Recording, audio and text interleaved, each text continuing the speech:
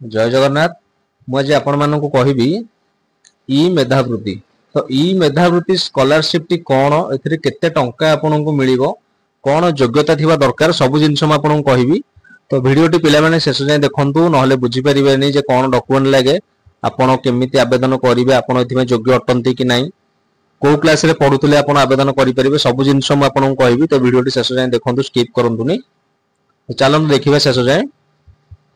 तो ई मेधावृत्ति योजना टी ओडिशा सरकार उच्च शिक्षा विभाग द्वारा प्रचलित एक छात्रवृत्ति योजना। एही योजनार उद्देश्य हेउछि ओडिशार मेधावी छात्र छात्री माननकु 20,000 टंका पर्यंत आर्थिक सहायता प्रदान करिबा। जेउ माननकर पितामातांक आय वार्षिक 6 लाख रु अधिक नुहे। प्रति वर्ष प्रदान करा जाउथुवा छात्रवृत्ति संख्या हेउछि 14,500। एही छात्रवृत्ति पाठ्यक्रम संपूर्ण अवधि पई प्रदान करा जाय। छात्र केवल योगदान वर्ष रे अर्थात पाठ्यक्रम प्रथम वर्ष ई मेधावृत्ति छात्रवृत्ति पई आवेदन करि परिबे। तो जेउ परिवार रो वार्षिक आय 6 लाख टंका रु कम होइथिबो किंबा अधिका होई नथिबो से माने पकई परिबे।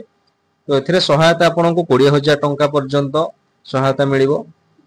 तो लाभ एथिरे कोन रहिछि ना यूजी पिला माने अछंती जो माने छात्रवृत्ति संख्या 6,000 प्रति वर्ष छात्रवृत्ति हार 5,000 एका थरके देबाकु थिबा छात्रवृत्तिर परिमाण 15,000 टंका। तो मेधा वर्ग ना पीजी जो माने पीजी पिला अछंती छात्रवृत्ति संख्या 2500 प्रति वर्ष छात्रवृत्ति हार 10,000 एका थरके देबाकु थिबा छात्रवृत्तिर परिमाण 20,000 टंका।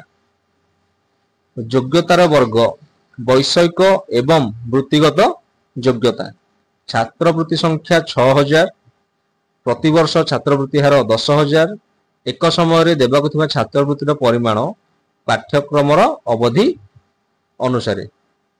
तो आशा करूछि आपण एटा बुझी परिथिबे। एबे देखिबा जे कोन योग्यता थिबा दरकार एई स्कॉलरशिप टी आपण पाइबा पई हेले तो कोन योग्यता थिबा दरकार चलन देखिबा। तो यूजी पिला जो माने अछंती यूजी पिला +3 degree course BA BSc BCom एवं 3 वर्ष अवधि विशिष्ट बीबीए बीसीए बीजेएमसी इत्यादि पाठ्यक्रम पई। तो जेउ पिला माने बीए बीएससी बीकॉम किंबा बीबीए बीसीए बीजेएमसी इत्यादि पाठ्यक्रम पढुचंती से माने पकई परिबे प्रथम वर्ष। तो सेकंड रे देखंतु पीजी मेरिट कला वाणिज्य विज्ञान अन्यान्य स्नातकोत्तर पाठ्यक्रम जहाँ अणवृत्तिगत प्रकृतिर एवं एपरिकी पीजी पाठ्यक्रम रे प्रवेश हेउछि कला विज्ञान वाणिज्य रे एक डिग्री। वैषयिक एवं वृत्तिगत योग्यता तो वैषयिक एवं वृत्तिगत योग्यता कौन ना निर्देशावली रे उल्लेख करा जायथिबा केवल स्नातक वृत्तिगत डिग्री पाठ्यक्रम एवं समन्वित पाठ्यक्रम गुड़िक एही शीर्षक अधीन रे योग्य।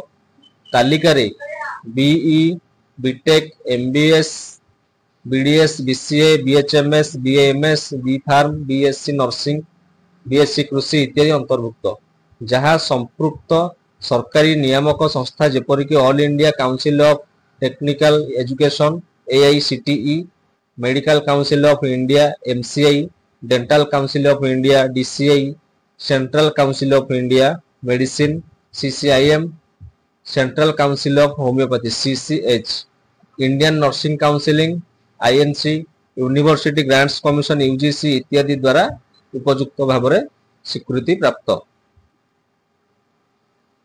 तो आशा करुच्ची आपण योग्यता कौन जानी पारिथिबे को क्लास रे पढ़िले आपण स्कॉलरशिप पाइबे मध्य बुझी पारिथिबे। तबे चलन देखिबा एथि आवश्यक डॉक्यूमेंट गुडी कोन रहउची एबे देखिबा। तो देखंतु बासस्थान प्रमाण पत्र जोटा कि रेसिडेंट सर्टिफिकेट सेटा निहाती लागिवो। सेकंड रे हैला वार्षिक आय प्रमाण पत्र जोटा कि इनकम सर्टिफिकेट। बासस्थान प्रमाण पत्र रेसिडेंट सर्टिफिकेट वार्षिक आय प्रमाण पत्र हैला इनकम सर्टिफिकेट। शेष योग्यता परीक्षार मार्कशीट आपण लास्ट एग्जाम रो मार्कशीट ता निहाती लागिवो। 4 नंबर हैला आपणकर बैंक खाता थिबा निहाती दरकार जोटा कि निज ना रे थिबा दरकार। कॉलेज रो आइडेंटिटी कार्ड जोटा कॉलेज रो परिचय पत्र कहउचंदी कॉलेज रो आइडेंटिटी कार्ड लागिवो निहाती जदि आइडेंटिटी कार्ड टी नथिबो आपनकर आपण लाइब्रेरी कार्ड प्रतिश्रुति पत्र प्रदान करि परिबे जेउथिरे शिक्षागत अधिवेशन उल्लेख करा जाय अछि जदि आपनकर आईडी कार्ड टी हजि जाईची किंबा कोनोसी प्रकार आपण पाउ नाहंती किंबा कॉलेज रो आनि नाहंती तेबे ता बदल रे आपण लाइब्रेरी कार्ड देकी मध्ये अप्लाई करि परिबे आउ मुख्य कथा हला तांकर आधार कार्ड थिबा निहाती दरकार जेउ पिलाटी फॉर्म पकेइबो तमर आधार कार्ड निहाती थिबा दरकार तो आवेदन प्रक्रिया मध्ये आपण जानिथिबे जे एटा हमर स्टेट स्कॉलरशिप पोर्टल ले पडुची पिला माने एबे अप्लाई चाली छी आपण पकई दियंतु